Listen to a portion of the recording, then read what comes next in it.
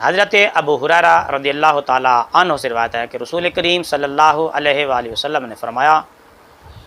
الایمان بضع و سبعون شعبہ، ایمان کے 70 سے زائد درجے، شعبے اور شاخیں ہیں۔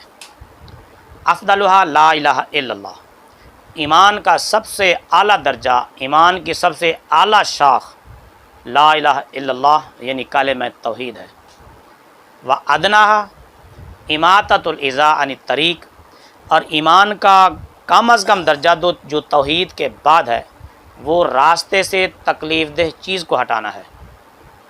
راستے میں کانٹا پڑا ہے، راستے میں اینٹ پڑی ہے، راستے میں پتھر پڑا ہے، راستے میں کیچڑ ہے، پانی ہے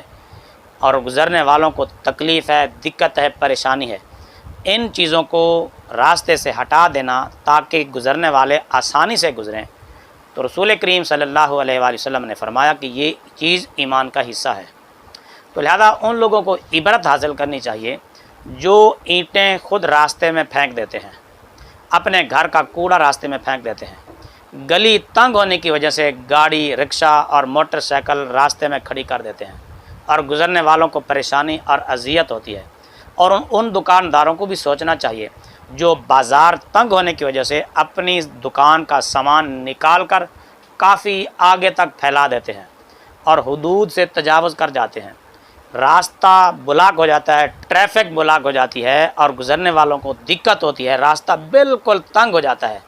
تو یہ چیزیں بازار میں، راستے میں، سڑک پر رکھنا کہ گزرنے والوں کو تکلیف ہو، یہ چیز ایمان کے خلاف ہے۔ خوشی غمی کے موقع پر ٹینٹ راستے پر لگا دینا، سڑک بند کر دینا، گلی بند کر دینا، آنے جانے والوں کو دقت اور پریشانی ہو، تو یہ چیز ایمان کے خلاف ہے۔